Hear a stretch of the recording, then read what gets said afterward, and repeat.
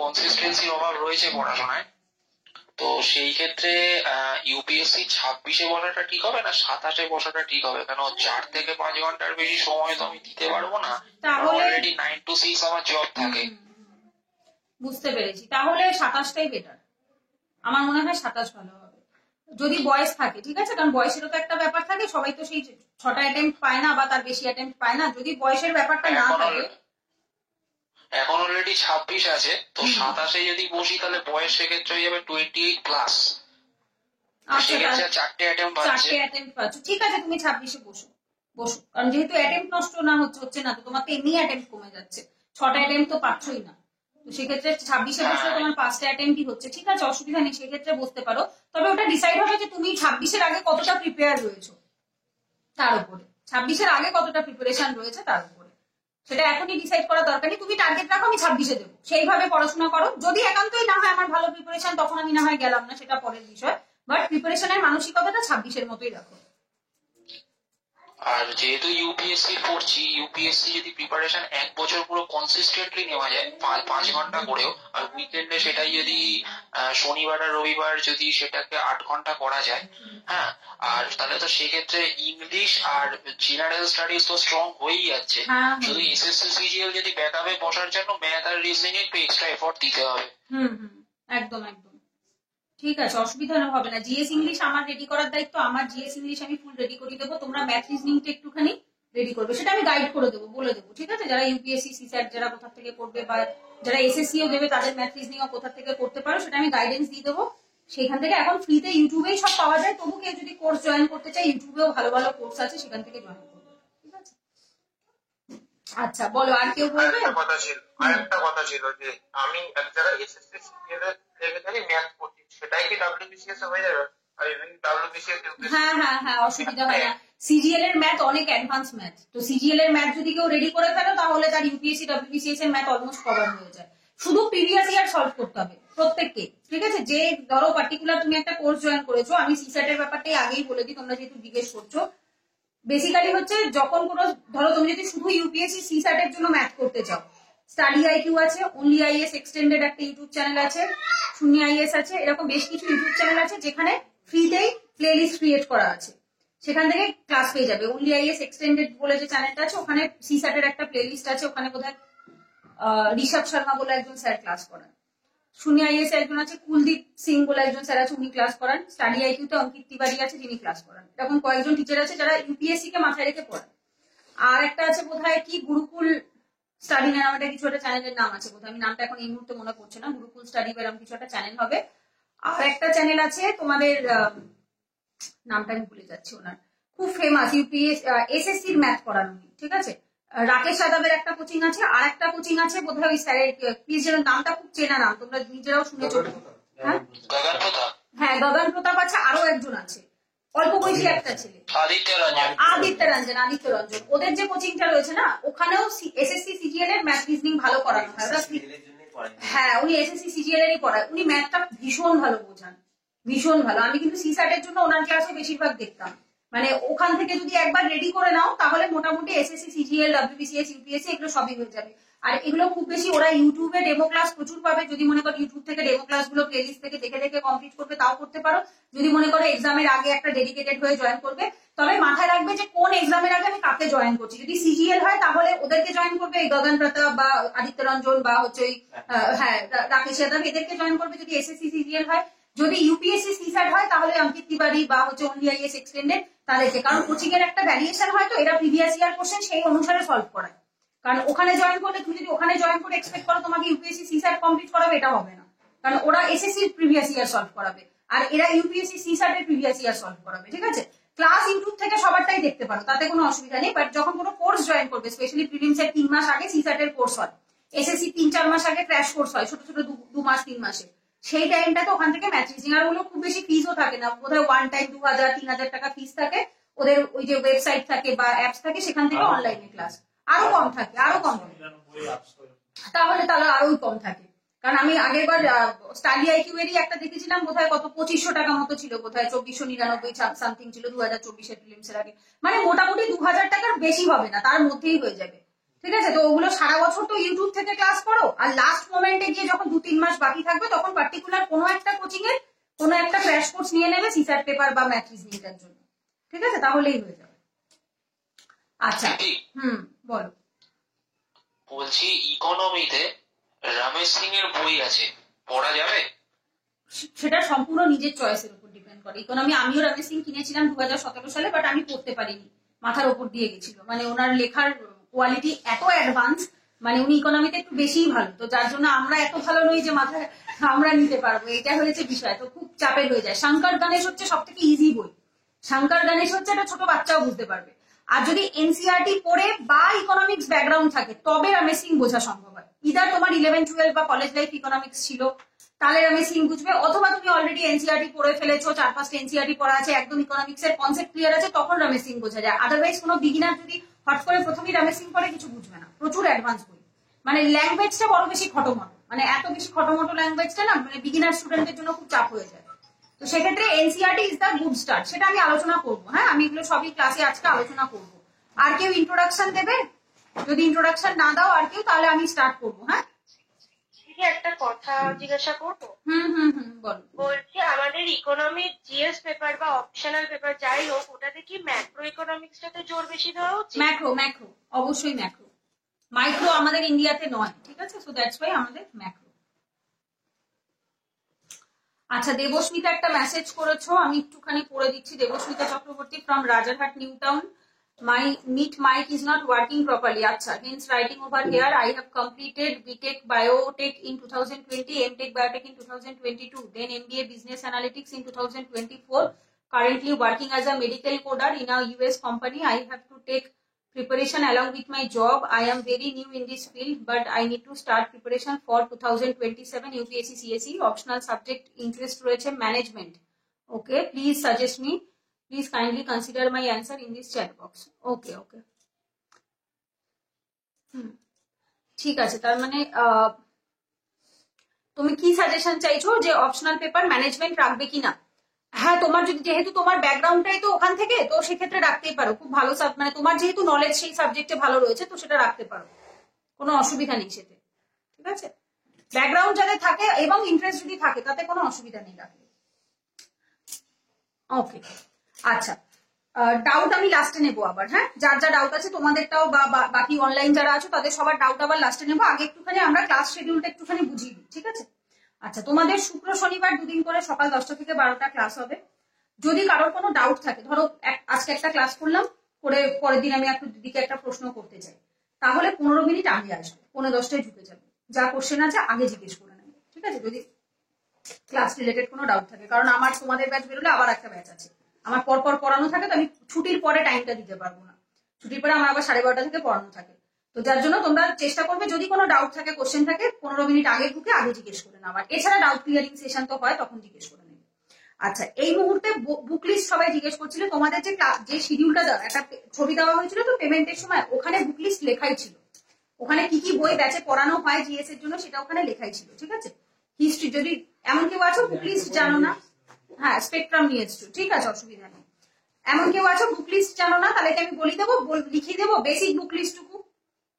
এমন কেউ আছো যে বুক লিস্ট জানো না? যদি কেউ থাকো বলবে। Book list is very common, ইউটিউবের ভিডিওতেই আমি অনেক ভিডিও বানিয়ে বুক লিস্টের ভিডিও দিয়ে দিয়েছি, বা এছাড়া অন্য ইউটিউবারদেরও প্রচুর ভিডিও আছে বুক লিস্টে। যদি এরকম কেউ থাকো যে বুক লিস্ট জানো না, বলবে, আমি লিখিয়ে দেবো, কোনো অসুবিধা নেই তাতে। এছাড়া ওই ছবিটার মধ্যে লেখাই ছিল যে বেসিক অ্যাডভান্স যেগুলো আমরা স্ট্যান্ডার্ড বই পড়াই, সেগুলো আমি সব মেনশন করেই দিই। ঠিক আছে? আচ্ছা, তো প্রথম যেটা স্টার্ট হবে সেটা হচ্ছে হিস্ট্রি দিয়ে স্টার্ট হবে। হিস্ট্রির বই দুটো কিনতে পারো, পুরান দালাল দাইয়া আর হচ্ছে স্পেকট্রাম মডার্ন হিস্ট্রি, এই দুটো। আমার দুটো পুরনো হয়ে গেছে, তোমাদেরটা এখন নতুন ভার্সন হবে, তবে খুব একটা অসুবিধা হয় না। ইতিহাস তো ইতিহাস খুব একটা চেঞ্জ হয় না, বাট ইকোনমি, পলিটি, জিওগ্রাফি এগুলো আপডেট হয়। তো সুতরাং আগে থাকতে সব বই কিনে রেখে দিলে না, যখন 3 মাস বাদে গিয়ে আবার যখন ওই সাবজেক্টটা পলিটি স্টার্ট হতে এখনো 4-5 মাস বাকি, এবার যখন 4 মাস বাদে আমি যখন শুরু করবো, তখন লক্ষ্মীকান্তের আর একটা এডিশন বেরিয়ে যাবে। তো তখন তোমার ওই বইটা খারাপ লাগে যে একটা পুরোনো বই, বন্ধুর একটা নতুন বই রয়েছে। কারণ আমার নিজেরও আবার নতুন বই কিনবো। কোনটা বলো? আমি কি তাহলে বই কিনবো এখন? তোমার কোন ইয়ারে টার্গেট বললে? আমি 2029।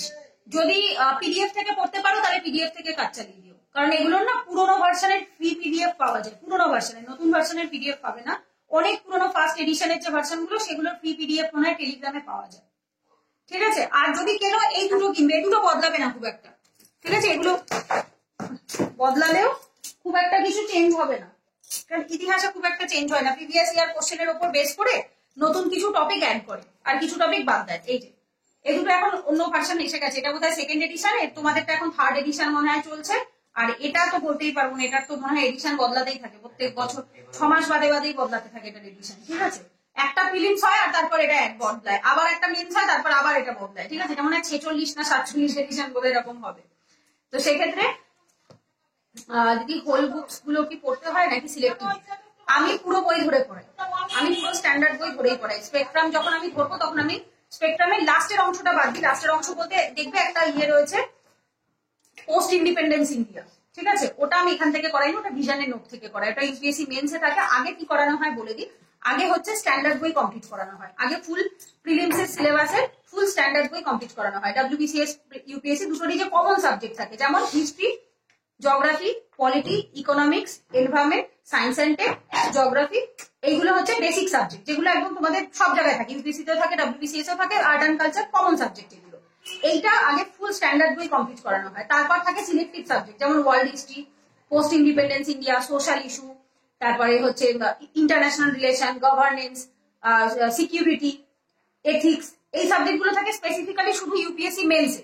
এই কমন সাবজেক্টটা কমপ্লিট হয়ে গেলে তারপর ওই সাবজেক্টগুলো যখন হয়, কারণ ওগুলো আগে করানো হয় না, অনেক স্টুডেন্ট থাকে যারা ডব্লিউবিসিএস তাদের ওগুলো দরকার নেই, অনেকে থাকে আমি ইউপিএসসি বসবোই না, তারা চাইলে তখন ব্যাচটা ডিসকন্টিনিউ করে দিল, তাদের দরকার নেই, কোনো ফোর্সের ব্যাপার নেই যে আমার দরকার নেই তাও দিদি পড়িয়ে যাচ্ছে। ঠিক আছে, তো আগে যেটা কমন থাকে সবার জন্য অ্যাপ্লিকেবল সেটা কমপ্লিট করানো হয়, কারণ স্ট্যান্ডার্ড বই যে কোনো টপাররাও বলবে আগে স্ট্যান্ডার্ড বই কমপ্লিট করো, স্ট্যান্ডার্ড বই কমপ্লিট, কারণ ওই ছোট টপিক গুলো কমপ্লিট হতে বেশি দিন লাগে না। এথিক্স এরটাই তো দেখলে 1 মাসের মধ্যে হয়ে গেছে। তো এগুলো একটা গোটা পেপার, এথিক্স এর পেপার 250 নাম্বার, একটা গোটা পেপার 1 মাসেই কমপ্লিট হয়ে যায়। তো ওয়ার্ল্ড হিস্ট্রি 5টা ক্লাস আমি কমপ্লিট করিয়ে দিই, world history, post independence India 4টে কি 5টা ক্লাসে কমপ্লিট হয়ে যায়। তো এগুলো হচ্ছে তোমার 2 মাস 3 মাস টাইম দিলে আমি বাকি ছোট সাবজেক্ট গুলো আমার হয়ে যায়, তো সুতরাং ওগুলো বড় নয়। এই সাবজেক্ট গুলোতে এগুলোতে এক একটা, আর এগুলো যেহেতু স্ট্যান্ডার্ড বই ধরে পড়ানো হয় তো অনেকটা টাইম লাগে। এই বইটা কমপ্লিট করাতে প্রায় 20টা ক্লাস লাগে, স্পেকট্রাম কমপ্লিট করাতে, লক্ষ্মীকান্ত কমপ্লিট করাতে প্রায় 30টা ক্লাস লাগে, মানে 30 × 2 ঘন্টা, 60 ঘন্টার ক্লাসে ফুল লক্ষ্মীকান্ত কমপ্লিট হয়। এটাও প্রায় অলমোস্ট 40 ঘন্টার ক্লাসে এই বইটা কমপ্লিট হয়, ওই শুধু পোস্ট ইন্ডিপেন্ডেন্সের অংশটুকু বাদ দিয়ে, কারণ এগুলোতে প্রচুর চ্যাপ্টারের সংখ্যা, লক্ষ্মীকান্তেই প্রায় 80-85টার মতো চ্যাপ্টার রয়েছে, এটাতেও প্রায় 40-45টার উপর চ্যাপ্টার রয়েছে। তো এগুলোতে চ্যাপ্টার সংখ্যা বেশি, কভারেজ বেশি, প্রিলিমসের প্রায় 20টা কোশ্চেন আসছে লক্ষ্মীকান্ত থেকে বা পলিটিক থেকে, এক্ষেত্রে হিস্ট্রিরও তাই, হিস্ট্রি এই দুটো বই মিলিয়ে আর আর্ট অ্যান্ড কালচার মিলিয়ে প্রায় 20টা কোশ্চেন থাকে। তো যেগুলোতে ওয়েটেজ বেশি থাকে এবং ইউপিএসসি ডব্লিউবিসিএস দুটোতেই লাগে, সেই সিলেবাস গুলো আগে কমপ্লিট করানো হয়। ঠিক আছে, এবং মক টেস্ট কিভাবে হয়, মক টেস্ট হচ্ছে মান্থলি বেসিসে। ধরো 1 জানুয়ারি মাসে আমি তোমাদের যা পড়াবো, ফেব্রুয়ারির 2nd উইকে যে সানডেটা পড়বে সেদিন মক টেস্ট থাকে, সানডেতে মক টেস্ট হয়, পড়ানোর দিন আমি মক টেস্ট ফেলি না। ঠিক আছে, সানডেতে মক টেস্ট থাকে, কারণ ছুটির দিন থাকে, যারা ধরো ওয়ার্কিং আছো তারাও চাইলে রবিবারে এক্সামটা দিয়ে দিতে পারে, অসুবিধা হয় না। কলেজ স্টুডেন্ট তোমরা অনেকে আছো কলেজ স্টুডেন্ট, ঠিক আছে, তো সেক্ষেত্রে রবিবারে এক্সাম পড়ে, 2nd রবিবারটা করে জেনারেলি, কারণ প্রথম যে 2টো সপ্তাহ থাকে ওটা তোমাদের রিভিশনের জন্য দেওয়া হয়। ওই 14 থেকে 15 তারিখ ধরে রাখবে, প্রত্যেক মাসে 12 থেকে 15-র মধ্যে এক্সামের মক টেস্টের ডেট পড়ে। যারা অনলাইনে পড়ে তারাও চাইলে এসে অফলাইনে মক টেস্ট দিতে পারে, তাতে কোনো অসুবিধা নেই। মক টেস্টের ক্ষেত্রে অনলাইন অফলাইন সবার জন্যই অ্যাপ্লিকেবল থাকে। ঠিক আছে, যদি বেশি সংখ্যক স্টুডেন্ট হয়ে যাও মক টেস্টে, সেক্ষেত্রে 2টো স্লট ভাগ করে দেওয়া হয়, একটা মর্নিং স্লট একটা ইভিনিং স্লট, এভাবে করে 2টো টাইমে ভাগ করে দেওয়া হয়।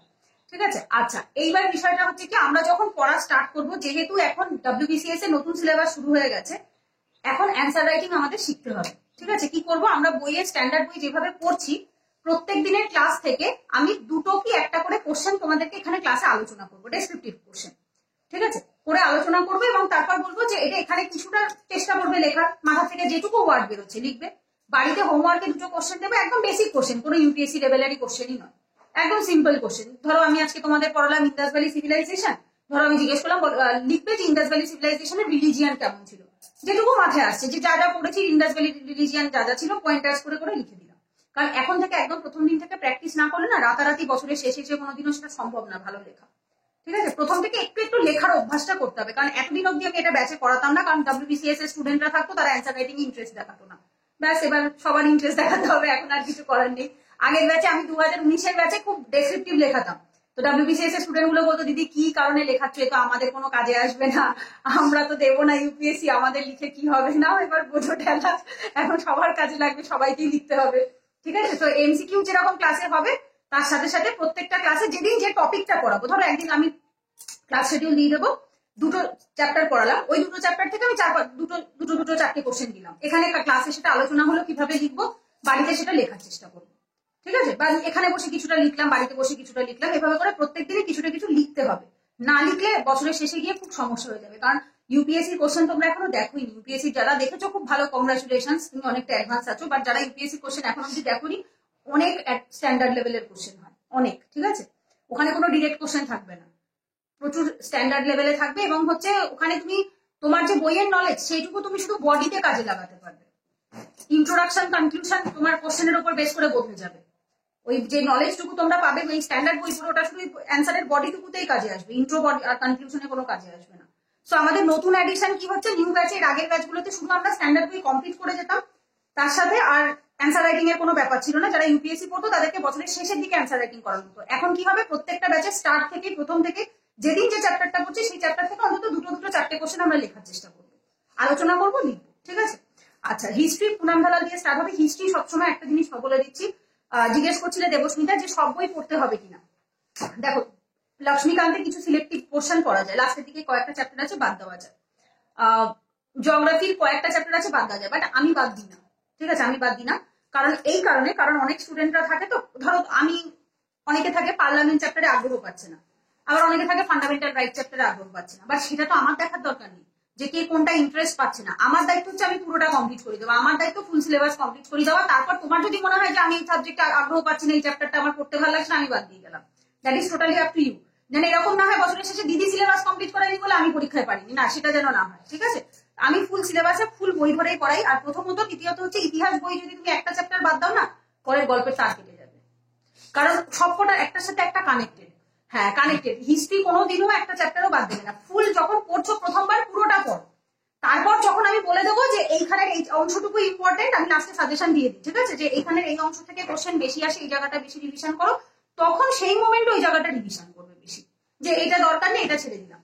যেমন ধরো সিটিজেনশিপ যে চ্যাপ্টারটা রয়েছে, বা লক্ষ্মীকান্তে সিটিজেনশিপ, আর একটা কি বেশ যেন, আরে নামটা ভুলে যাচ্ছি গো, সিটিজেনশিপের আগের চ্যাপ্টারটা বা পরের চ্যাপ্টারটাই বোধহয়, কি বেশ যেন নামটা এই মুহূর্তে খেয়াল করছে না। তো ওই চ্যাপ্টার দুটো খুব একটা লাগে না, খুব একটা মানে ইম্পর্টেন্ট নয়। ঠিক আছে, একটা কোথায় কি ইউনিয়ন অ্যান্ড হ্যাঁ, ইউনিয়ন অ্যান্ড ইটস টেরিটরি আর সিটিজেনশিপ, এই দুটোর থেকে কোশ্চেন খুব কম আসে। আমি ব্যাচে পড়িয়ে যাই, লাস্ট মোমেন্টে এসে তোমরা রিভিশন করবে না, যে ঠিক আছে আমি যখন জানি এটা থেকে কোশ্চেন কম আসে, আমার যখন ধরো তোমার হাতে সময় রয়েছে 1 ঘন্টা, তো তোমাকে আমি যদি চয়েস দিই তুমি কি পড়বে, ইউনিয়ন অ্যান্ড ইটস টেরিটরি না fundamental right, obviously fundamental right পড়বে, বোঝা গেছে। So it's totally depend on the time, তোমার হাতে কতটা সময় রয়েছে। সারা বছর পুরো বই পড়বো, বছরের লাস্ট মোমেন্ট এসে যখন আমার হাতে সময় কম থাকবে, তখন আমার যেটুকু বেশি দরকার আমি সেটুকু করবো। ঠিক আছে, তো সুতরাং পুড়িয়ে দেওয়া হবে সবটা, আর যেটা দরকার নেই সেটা আমি বলে দেবো যে এটা পুরোপুরি বেকার, পুরো বাদ দিয়ে যাও। বেশ কিছু চ্যাপ্টার আছে সেটা এই বইগুলোতে নেই, এই বইগুলো মোটামুটি সবই পড়তে হয়। এই বইয়ে যেমন একটা চ্যাপ্টার আছে পুনাম দালালের লাস্ট চ্যাপ্টারটা 16 নাম্বার চ্যাপ্টারটা বাদ দিতে পারো, দ্য কামিং অফ ইউরোপিয়ানস, কারণ ওটা অ্যাকচুয়ালি মডার্ন হিস্ট্রি স্টার্টিং, আর ওটা আবার স্পেকট্রামে খুব ডিটেলে কভার করেছে, মানে এখানে একটুখানি হালকা স্টোরি ফরম্যাটে জিস্টে দিয়ে দিয়েছিল, আর ওটা স্পেকট্রামের প্রথম 5টা চ্যাপ্টারে খুব ইন ডিটেল কভার করানো হয়েছে। হ্যাঁ, এই তো for UPSC and state civil service examination. ঠিক আছে, অনেকে এনসিআরটি পড়ে, বাট বেসিক্যালি কি বলতো, এনসিআরটি পড়ার পরেও অনেক সময় হয় কি, এনসিআরটিটা স্কুলের স্টুডেন্টের মানসিকতা থেকে লেখা হয়, আর ওটা এক্সাম ওরিয়েন্টেশনের মেন্টালিটি থেকে লেখা হয় না, এই যে একটা সমস্যা। দ্বিতীয়ত তোমাকে খুঁজতে হয় ওখানে ইম্পর্টেন্ট কি। এই বইগুলোর একটা সুবিধা হচ্ছে এখানে ইম্পর্টেন্টটা হাইলাইট করাই থাকে, পিঙ্ক কালারের কালি দিয়ে এখানটাতে যে জায়গাগুলো ইম্পর্টেন্ট হয়েছে খোলো, বইয়ের ভেতরটা আছে এখন নাকি নতুন বই, তাই তো, ওটা 3rd এডিশনের বইটা, দেখবে সব ভেতরে পিঙ্ক কালার দিয়ে হাইলাইট করা রয়েছে, যে যে পোর্শন গুলো বেশি পড়তে লাগে, রিভিশন করতে লাগে, সেগুলো একটু হাইলাইট করা থাকে। এইটাতে আছে, আর্ট অ্যান্ড কালচারের বইটাই আছে, তো যার জন্য আমাদের খাটনিটা একটু কম হয়ে যায়, যে নিজেদের বুঝতে সুবিধা হয় যে কোন অংশটা আমার বেশি ইম্পর্টেন্ট হয়ে যাচ্ছে। ঠিক আছে, তো যার জন্য এই বইটা থেকে কোশ্চেন অলমোস্ট প্রত্যেক বছর কমন আসে। এই বইটা যদি কেউ ধরে পুরো মুখস্থ করে ফেলতে পারো, হিস্ট্রির কোশ্চেন WBCS ইউপিএসসি কোথাও আটকাবে না। তো যার জন্য অনেকে ইউপিএসসি জন্য এনসিআরটি পড়ায় ঠিকই, বাট আমি বলি দরকার নেই, ডবল খাটনি করে কোনো লাভ নেই, কারণ তুমি যদি একবার আরেশ শর্মা বা সতীশ চন্দ্রা পড়ো, তাহলে আবার এটার দরকার নেই। তাহলে ওই আমার নোট একজন বোধহয় আমাকে জিজ্ঞেস করছিল যে দিদি আমার আরেশ শর্মা, সতীশ চন্দ্র, বিপান চন্দ্র আছে, তাহলে কি আর এই বইটা কিনবো? দরকার নেই, আমি এটা শর্ট নোট দিয়ে দেবো। আমার যে অ্যানশিয়েন্ট মিডাইভেল হিস্ট্রি যে শর্ট নোটের পিডিএফ আছে ওটা আমি বলছিলাম। আচ্ছা আচ্ছা, একজন আমার বলেছে হোয়াটসঅ্যাপে, আমার মনে আছে, কেনার দরকার নেই, আর এই বইটার কেনার দরকার নেই, আমি নোট দিয়ে দেবো। ঠিক আছে, তাহলে ওই দুটোই পড়বো। একদম একদম, ওই বইটা পড়বে হচ্ছে স্টোরি ফরম্যাটে, আমি বুঝিয়ে দেবো কিভাবে পড়তে হবে, তারপর রিভিশন করবো নোট থেকে। যে নোটের পিডিএফটা দেবো, নোটের পিডিএফটা প্রিন্ট আউট বার করে নেবে, ওটা রিভিশন পারপাসে ইউজ করবে। ঠিক আছে, মডার্ন ইন্ডিয়া তো বিপান চন্দ্র আছে, কিন্তু স্পেকট্রাম লাগবে, স্পেকট্রাম লাগবে না, ওটা কি? স্পেকট্রাম লাগবে। কারণ হচ্ছে দেখো অ্যানশিয়েন্ট মিডাইভেলের ওয়েটেজ ইউপিএসসি তে কম, ঠিক আছে, তো সুতরাং অ্যানশিয়েন্ট মিডাইভেল এনসিইআরটি আর আমার নোট দিয়ে হয়ে যাবে, বাট স্পেকট্রাম মডার্ন হিস্ট্রির ওয়েটেজ ইউপিএসসি মেন্সেও আছে, মেন্সে যেহেতু আছে সেহেতু এটা নেগলেক্ট করা যাবে না, এটা স্পেকট্রামটা দরকার। ঠিক আছে, স্পেকট্রামে ভালো, তবে হ্যাঁ স্পেকট্রামের ল্যাঙ্গুয়েজ খুব কঠিন, অনেকে সোনালী বানসাল পড়ে ল্যাঙ্গুয়েজ সোজা বলে, যদি কারোর কাছে ল্যাঙ্গুয়েজ কঠিন বলে।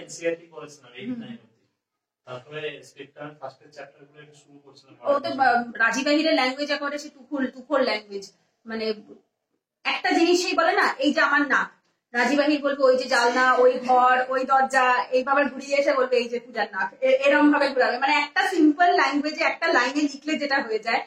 হি ওয়াজ লাইক, মানে এত প্রো ল্যাঙ্গুয়েজে, মানে ভাষাবিদদের মতো এখানে কঠিন কঠিন জার্গনস ইউজ করা হয়েছে। তো এই একটা সমস্যা, তার জন্য তোমাদের কোনো অসুবিধা হবে না, সব শর্ট নোট আছে। ঠিক আছে, আমার সব শর্ট নোট আছে, ক্লাস ওয়াইজ মান্থলি বেসিসে যখন যে সাবজেক্টে চলে তার শর্ট নোট প্রোভাইড করে দেওয়া হয়। জানুয়ারি ফুল স্পেকট্রামের জিস্ট আছে, ফুল পুনাম দালালের জিস্ট আছে। ঠিক আছে, তো ওটা স্টুডেন্টের, ওটা তোমাদেরকে ক্লাসে দিয়েই দেওয়া হবে। এখন অ্যানশিয়েন্ট মিডাইভেল চলবে, তোমাদের পুনাম দালালের শর্ট নোট আমি দিয়ে দেবো, বাড়ি এখান থেকে পড়বে। আমি পদ্ধতিটা বলে দিচ্ছি, আজ ক্লাস কালকে থেকে যখন আমি পড়াতে স্টার্ট করবো, পড়ানোটা মন দিয়ে ক্লাসে শুনে নেবে, শোনা হয়ে গেল, বাড়ি গিয়ে এই বইটা থেকে আমি দুবার করে রিভিশন করবো। যাদের কাছে এই বইটা নেই তারা আমরা এনসিইআরটি থেকেই রিভিশন করবো, চ্যাপ্টারের নাম তো সেমই থাকে, চ্যাপ্টারের নাম বদলে যায় না, ওখান থেকে দু থেকে তিনবার রিভিশন করবো। করা হয়ে গেলে পিডিএফটা আজকে ক্লাস হয়ে গেলে আমি পাঠিয়ে দেবো, যাওয়ার সময় মাতৃ জেরক্স থেকে প্রিন্ট আউট করে নেবে। কত 102টা পেজ মনে হয়, নাকি 127টা পেজ, এরকম যাই হোক 100 থেকে 150টা পেজের মধ্যে হয়তো নোটটা হবে। এই 800 পেজের 900 পেজের বইটা টোটাল 100 পেজের পিডিএফ এ আছে। ঠিক আছে, ওটা প্রিন্ট আউট বার করে নেবে, বার করে নিয়ে গিয়ে শর্ট ফরম্যাটে, জিস্ট ফরম্যাটে বাড়ি গিয়ে রিভিশন করবে। ওটা 2 থেকে 3 বার বইটা পড়বো, আর নোটটা রিভিশন করবো 8 থেকে 10 বার, 8 থেকে 10 বার, তার কম যেন না হয়। কেন বলো তো, ওই না হলে না কোনো ছবি মাথায় সেট হবে না। বই থেকে যদি ধরো 2-3 বার পড়ো, নোট থেকে যদি 2-3 বার পড়ো না, চোখ বন্ধ করলে কোনো ছবি মাথায় সেট হবে না, তখন মনে হবে এই ছবিটা আসছে না ওই ছবিটা আসছে, কারণ আমরা তো ভিজুয়াল ইমেজ ক্রিয়েট করি চোখের সামনে, তো ওই ইমেজটা ক্রিয়েট হবে না। যেন বই পড়াটার যে নাম্বার অফ টাইমস তুমি বইটা পড়ছো তার থেকে মিনিমাম 2 থেকে 3 গুণ বেশি যেন হয় তোমার নোটসটা পড়া, তবে গিয়ে তোমার রিভিশনের সময় গিয়ে ওই নোটের যে ছবিটা সেটা মনের অমুক জায়গায় অমুক পেজে দিদির এটা লেখা ছিল। আর হচ্ছে প্রত্যেকটা নোট যেন তোমার নিজের নোট হয়ে যায়, সেটা আমি বলে দেবো ক্লাসে কিভাবে হবে। ওর ভেতরে স্টিকি নোটে যদি কিছু অ্যাড করতে হয়, কারণ আমার নোটটা পুরোনো এই বইটা থেকে, তোমাদের নতুন বইয়ে কিছু অ্যাড থাকতেই পারে, তুমি সাইডে সাইডে স্টিকি নোটে অ্যাড করে নেবে, বা পাশে লিখে নেবে, সাইডে জায়গা থাকে লিখে নিলে, বা লাস্টে কি করবে, প্রিন্ট আউটের সময় দোকানে বলবে যে কাকু 10টা A4 শিট লাস্টে অ্যাড করে দিও, বাইন্ডিং করে দেয় তো, বলবে 10টা সাদা A4 শিট অ্যাড করে দেবে, যেটা এক্সট্রা পাচ্ছ লাস্টের দিকে A4 শিট গুলোতে লিখবে। আমি নিজেও তাই করি, যখনই কোনো নোট প্রিন্ট আউট বার করি লাস্টের 10টা A4 শিট এক্সট্রা ওই বাইন্ডিং এর মধ্যে লাস্টের দিকে অ্যাড করে দিই। এতে কি হবে, বই আপডেট হলো, কারেন্ট অ্যাফেয়ার্স আপডেট হলো, মান্থলি মক টেস্ট দিলে সেগুলো লাস্টের দিকে করে অ্যাড অন করে নেবে, না হলে বারবার তোমাকে এখানে ওখানে সেখানে সব জায়গায় দৌড়তে হবে, নোট কনসলিডেশন হবে না। ঠিক আছে, আর মান্থলি জেরক্সে চলে যাবে, ওখানে 50 পয়সা করে নেয়, গিয়ে বলবে পূজাদি স্টুডেন্ট 60 পয়সাও নেবে না, 50 পয়সা নেবে। ঠিক আছে, 50 পয়সা করে নেবে, ওখানে প্রিন্ট আউট। এই আমাদের বারাসাত থানা গভর্নমেন্ট কলেজ, তার ঠিক পাশের গলিতে গভর্নমেন্ট কলেজের ওই বারাসাত থানা যেটা রয়েছে তার পাশেই ওখানে দেখবে বড় ব্যানার টানানো রয়েছে মাতৃ জেরক্স বলে, 50 পয়সা করে প্রিন্ট আউট নেয়। যদি 100টা পেজ থাকে 50 টাকায় তোমার হয়ে যাবে, আর 20 টাকা বাইন্ডিং নেবে, 20-30 টাকা মতো বাইন্ডিং নেবে, অনেক সস্তায় হয়ে যায়। যে কোনো এইসব সাইবার ক্যাফে থেকে করবে 4 টাকা করে প্রিন্ট আউট, 5 টাকা করে প্রিন্ট আউট নেবে। হ্যাঁ, ওখানে 60 পয়সা করে নেয়। গিয়ে যদি বলো একটু বেশি সংখ্যক স্টুডেন্ট যদি যায়, গিয়ে বলে যে দিদির স্টুডেন্ট 50 পয়সাতেও করে দেয়। ঠিক আছে, আমি নিজেও ওখান থেকেই করি অনেক বছর ধরে, তো কাকুর সাথে আমার একদম খুব ব্যক্তিগত সম্পর্ক। উনি মানে স্টুডেন্ট, আমি যদি বলি কাকু 50 পয়সা করে নেবে, 50 পয়সা করেই নেবে, তার থেকে বেশি নেবে না। ঠিক আছে, তো গিয়ে বলবে যে দিদি বলেছে তোমার এখান থেকে করতে, কাকু কম নেবে, উনি ওভারঅলে লাস্টে গিয়ে 10-20 টাকা কমিয়ে দেয়। ঠিক আছে, যদি বেশি সংখ্যক প্রিন্ট আউট করো উনি ওভারঅলে গিয়ে লাস্টে 20-30 টাকা কমিয়ে দেবে। মানে ধরো হলো তোমার 200 টাকা 300 টাকা হলো, তো যদি অনেক কিছু প্রিন্ট আউট করো হলো উনি আবার গিয়ে তোমাকে, মানে ধরো 230 টাকা হলো তুমি 200 টাকা নেবে এরকম। ঠিক আছে, ব্যবহারও খুব ভালো কাকুর। রবিবার বন্ধ থাকে, সোম থেকে শনি সকাল 9টা থেকে রাত 8টা, এই হচ্ছে খোলার টাইম। ওখানে যাবে, আমি ফোন নাম্বার দিয়ে দেবো, গিয়ে প্রিন্ট আউটটা বার করে নেবে, ওটা তোমাদের সবচেয়ে সুবিধা হবে।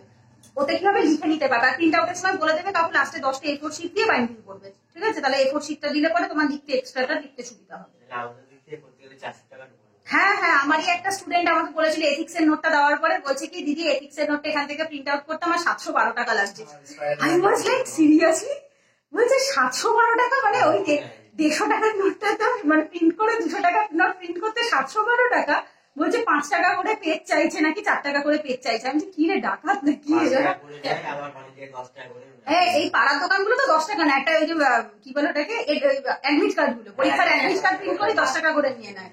তো ওরা এরকমই নেবে, আর ওখান থেকে করলে 50 পয়সা নেয়। অ্যাডমিট কার্ড প্রিন্ট করলে পয়সাও নেয় না, বলে 50 পয়সা আবার কি নেবো অ্যাডমিট কার্ড প্রিন্ট করলে। হ্যাঁ, অ্যাকচুয়ালি ওনারা শিয়ালদার রেটেই করে।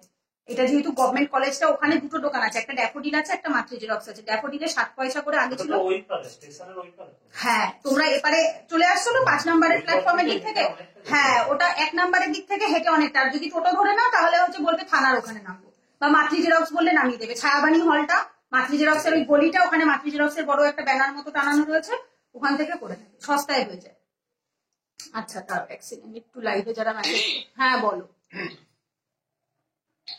হ্যাঁ দিদি, তাহলে সতীশ চন্দ্র আর আরেশ শর্মাটা করছি, আর পুনম দালাল দাইয়া তাহলে কিনছি না, শুধু স্পেকট্রামটা কিনে নিচ্ছি। একদম একদম, আর তার সাথে পুনম দালালের নোটটা রিভিশন করবে। ঠিক আছে, সতীশ চন্দ্র আর হচ্ছে আমার যে নোটটা আছে ওটা রিভিশন করবে। দিদি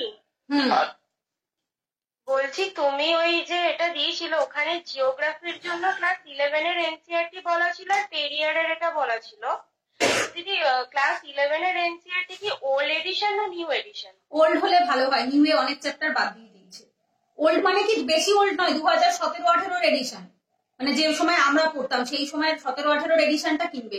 নতুন এডিশনে অনেক জিনিস বাদ হয়ে গেছে, বেশ কিছু চ্যাপ্টার, যেমন ওই যে কি মিনারেলস অ্যান্ড রকস, ওই চ্যাপ্টারটা পুরো বাদ দিয়ে দিয়েছি 11 এর জিওগ্রাফির এনসিআরটি থেকে। যত দিন যাচ্ছে সিলেবাস তো ছোট হচ্ছে। আচ্ছা মৌমিতা কিছু বলবে, বলো। আচ্ছা দিদি, আমি বলছি একটু ইন্টারাপ্ট করলাম। আমি বলতে চাইছিলাম যে আমারও যেহেতু কলেজে ইংলিশ অনার্স, তো মানে কলেজ ইংলিশ অনার্সে এর মানে পড়াটা, তো ওইখানে যে আমরা মানে ইউপিএসসি এর এক্সামের যে কম্প্রিহেনশনটা মানে আমরা দেব পরীক্ষাটা, তো সেটাতে হেল্প করবে অবশ্যই। আরেকবার ভালো করে বলো, আমি বুঝতে পারলাম না। কোন ইউপিএসসি এর কম্প্রিহেনশন, যেটা সিস্যাটে থাকে? হ্যাঁ দিদি, অবশ্যই হেল্প করবে। এবার ইংলিশ অনার্সের সিলেবাসের সাথে এর কোনো সম্পর্ক নেই, ঠিক আছে, কিন্তু তোমার কিসে হেল্প করবে, তোমার স্টক অফ ওয়ার্ডস বাড়বে, নলেজ বাড়বে, এইটুকুই যা। সিলেবাসের সাথে কোনো সম্পর্ক নেই, বাট যেহেতু কম্প্রিহেনশন করতে গেলে তোমার নলেজ বেস বাড়বে, প্রত্যেকটা ওয়ার্ডের মানে বুঝতে হবে, পড়ে তোমার রিডিং ফ্লুয়েন্সি বাড়বে, তো এইগুলোতে তোমার হেল্প হবে, এইটুকু। ইনডিরেক্ট হেল্প হবে, ডিরেক্ট হেল্প কিছু হবে না। আচ্ছা ঠিক আছে, বলো। আরেকজন হাত তুলেছো, কিছু বলবে? হ্যাঁ দিদি, বলছিলাম যে হিস্ট্রির বই দুটো কি মানে একবারে কিনতে হবে? মানে না, এটা কিনলেও হবে, আপাতত এটা কিনলে হবে, এটা 1 মাসে হয়ে যাবে। আপাতত এটা জানুয়ারিতে কমপ্লিট হয়ে যাবে। যদি মনে হয় ফিনান্সিয়াল অসুবিধা আছে, তারা আপাতত এই একটা বই কিনলেও হবে। যাদের মনে হচ্ছে এই মুহূর্তে হাতে একসাথে দুটো কেনার মতো অসুবিধা রয়েছে, তারা আমরা একটা বইও আপাতত কিনতে পারি। ঠিক আছে, এটা 1 মাসে কমপ্লিট হয়ে যাবে, এটা 10টা ক্লাসে কমপ্লিট হয়ে যাবে। কিনি মডার্নের বিপান চন্দ্রটা স্পেকট্রামের বদলে, তাহলে কি হবে? বিপান চন্দ্রা কিনলে না, স্পেকট্রামের বদলে বিপান চন্দ্র is not substitute. Bipan চন্দ্রাতে 50% cover হয়, বাকি 50% স্পেকট্রাম দেবে। ঠিক আছে, স্পেকট্রাম থাকলে বিপান চন্দ্রা লাগে না, আবারও বলছি, স্পেকট্রাম থাকলে বিপান চন্দ্রা লাগবে না, বাট বিপান চন্দ্রা থাকলে কিন্তু স্পেকট্রাম লাগবে। বিপান চন্দ্রা স্কুলের বই, ওটা ইউপিএসসি অ্যাসপিরেন্টের জন্য লেখা হয়নি কিন্তু, হ্যাঁ, ওটা স্কুলের ওল্ড এনসিআরটি। তো সুতরাং বিপান চন্দ্র ইজ নট আ সাবস্টিটিউট, মানে ওকে সাবস্টিটিউট করে দিতে পারে হচ্ছে স্পেকট্রাম। তো সুতরাং বিপান চন্দ্রা কাদের জন্য? যাদের কোনো টিচার নেই। প্রথমে ভালো করে বোঝে এনসিআরটি কাদের জন্য, যাদের টিচার নেই, স্ট্যান্ডার্ড বই একা পড়ে আমরা বুঝতে পারছি না, মাথার ওপর দিয়ে চলে যাচ্ছে, বোঝাবার কেউ নেই। এনসিআরটিতে সহজ লেখা রয়েছে, সহজ ভাষাতে পড়লাম, পড়ে বুঝতে পারলাম, যে কেউ বোঝা মানে আমি একা একা বুঝবো, সেই জন্য। বাট যাদের টিচার থাকে, স্ট্যান্ডার্ড বই টিচার যদি ধরে বুঝিয়ে পড়িয়ে দেয়, তখন স্ট্যান্ডার্ড বইটাই আলটিমেট হয়। কারণ এনসিআরটি পড়লেও স্ট্যান্ডার্ড বই লাগে, বাট স্ট্যান্ডার্ড বই পড়লে এনসিআরটি লাগে না। এনসিআরটি লাগবে, কিসের লাগবে সেটা আমি বলে দেবো, জিওগ্রাফি আর ইকোনমি লাগবে। ইকোনমি আর জিওগ্রাফির এনসিআরটি লাগে, কারণ ওটার কোশ্চেনই আসে এনসিআরটি থেকে। 11 এর যে দুটো এনসিআরটি রয়েছে জিওগ্রাফি, ওই দুটো কিনবে, 12 এরটা কেনার দরকার নেই, 12 এরটা এখন একদম অবসোলেট হয়ে গেছে, ও পুরো বেকার হয়ে গেছে। আমার নিজেরও ছিল, বাট যেহেতু হিউম্যান জিওগ্রাফি আপডেট হয়, হিউম্যান জিওগ্রাফি কারেন্ট অ্যাফেয়ার্স থেকে আপডেট করতে হয়, তো সেটা অনেক পুরনো কিনে কোনো লাভ নেই, পড়েও লাভ নেই। আর ইকোনমি, এই দুটোর হচ্ছে বেসিক কনসেপ্টে এনসিআরটি থেকে ক্লিয়ার হয়, ঠিক আছে। আর এগুলো আমার নোটের ভেতর জিস্ট করে দেওয়াই থাকে, মানে এরকম না যে নোটটা শুধু স্ট্যান্ডার্ড বই থেকে, নোটটা এনসিআরটি আর স্ট্যান্ডার্ড বই পড়ে তারপর বানানো। যদি ধরো কিছু এক্সট্রা জিনিস যদি ধরো এরকম হয় যে স্পেকট্রামে নেই অথচ বিপান চান্দ্র আছে, সেটা আমার নোটে পেয়ে যাবে। বা ধরো এরকম হলো যে ইকোনমির এনসিআরটিতে একটা কনসেপ্ট আছে অথচ স্ট্যান্ডার্ড বইয়ে নেই, জেনারেলি হয় না এরকমটা, সবই স্ট্যান্ডার্ড বইয়ে থাকে, বাট যদি বা থাকে সেটা আমার নোটে দেওয়া থাকে, ঠিক আছে। নোটটা দুটো বই পড়ে বানানো হয়েছে, তোমাদের সেই এফোর্টটা দিতে হবে না, সেটা আমি দিয়ে বসে আছি, ঠিক আছে। তো তোমরা শুধু রিভিশনের কাজ করবে, তোমাদের কাজ হচ্ছে রিভিশন করা, যত বেশি রিভিশন হতে হবে তত বেশি পরীক্ষার হলে মনে থাকবে। রিভিশন কম হলে কিন্তু এক্সাম হলে সব ভুলে যাবে। এক সেকেন্ড, হ্যাঁ আমাকে একটু টাইম দেবে, যারা মেসেজে লিখেছে আমি একটু পড়ে দেবো। দিদি হিস্ট্রি বই দুটো একবারে কিনতে হবে না, আমি বলে দিয়েছি। এনসিআরটি বুকস গুলো কি কিনতে হবে এখন নাকি আপাতত? আপাতত হিস্ট্রি সব বই কেনার এখনই দরকার নেই, ঠিক আছে। যখন যেটা স্টার্ট করবো আমি তার 1 মাস আগে বলে দেবো। দিদি আমার মাইক্রোফোনটা কাজ করছিল না, তাই আমার ইন্ট্রোডাকশনটা দেওয়া হয়নি। আমার নাম দেবস্মিতা গুপ্ত, আমি চাকদা থেকে বলছি। আমি এখন কমার্স নিয়ে সেকেন্ড ইয়ারে পড়ছি, আমার টার্গেট 2027 বিসিএসসি। আচ্ছা, দেবস্মিতা চক্রবর্তী, তার মানে স্টাডি মেটেরিয়াল তুমি এখন দেবে বিসিএস বুকস আসার আগে, অ্যাটলিস্ট তোমার নোটস থেকে পড়তে পারবো, প্রিন্ট করে নেবো। একদম একদম, যতদিন না বই আসছে ততদিন অব্দি নোট থেকে প্রিন্ট আউট করে পড়ো। পুনাম ধালাল দাইয়া বুক 3rd এডিশন, একদম 3rd এরটাই তো লেটেস্ট, তাই তো? তারপর আর বেরোয়নি তো? ঠিক আছে, একবার দেখে নেবে, অ্যামাজনে সার্চ করো পুনাম ধালাল দাইয়া লেটেস্ট এডিশন, 3rd এরটা যদি দেয় তাহলে 3rd লেটেস্ট। এক সেকেন্ড দিদি, আমার কাছে আরএস শর্মা, সতীশ চন্দ্র আছে, তাহলে কি আর শুধু স্পেকট্রাম কিনবো? হ্যাঁ শুধু স্পেকট্রাম কেনো, আর আমার নোটের প্রিন্ট আউট বার করে নিও। হ্যাঁ বলো, কে কি বলবে বলো। দিদি বলছি যে তুমি পুনাম ধালাল ভাইয়ার যে বইটা বলছিলে না, ওটা যে নতুন এডিশনটা বেরিয়েছে অ্যামাজনে দেখছিলাম, ওইখানে অনেক মানে রিভিউ গুলো একটুখানি খারাপ দেওয়া আছে। কেউ কেউ বলছিল যে কিছু মিস্টেক আছে, একটু লেখাটা অন্যরকম আছে। তো মানে একজন এসে তুমি বলছিলে নতুন এডিশন নিয়ে এসছে, তুমি একটু দেখে বলে দেবে নতুনটাই কিনবো না? দাও দেখি আমাকে একটু নতুন বইটা। আচ্ছা আমি দেখে বলছি, দাও দেখি কিসের মিস্টেক আছে একটু দেখি। হতে পারে 4th এডিশন বেরোয়নি এখনো, তাই তো? যারা কিনেছে তারা বলছে পুরো এডিশনটাই ভালো ছিল, মানে অ্যামাজনে রিভিউতে বলেছে পুরোনোটাই ভালো ছিল। কিছু মিসপ্রিন্ট হয়েছে। এই বইটাতে দেখো একটা জিনিস বলি, এই বইটাতে একটা ভালো জিনিস করেছে, সেটা হচ্ছে তোমরা অ্যাক্টিভ রিকল করতে পারবে। অ্যাক্টিভ রিকল কি জিনিস জানো সবাই? না, অ্যাক্টিভ রিকল হচ্ছে চোখ বন্ধ করে পড়া মুখস্থ করা, পড়া বলা, বারবার 14 বার রিডিং করেও কিছু হবে না, সব মাথার উপর দিয়ে চলে যাবে, ঠিক আছে। 3 বার 4 বার পড়বো, বই বন্ধ করবো, পড়াটা কাউকে দিয়ে ইদার ধরাবো অথবা নিজে নিজে পড়বো। এইবার এই বইটাতে নতুন যে এডিশনটা করেছে পুনাম দালালে, দেখছি খুব ভালো করেছে। আগে কি ছিল, শুধু চ্যাপ্টারের নামগুলো দেওয়া থাকতো, এই দেখো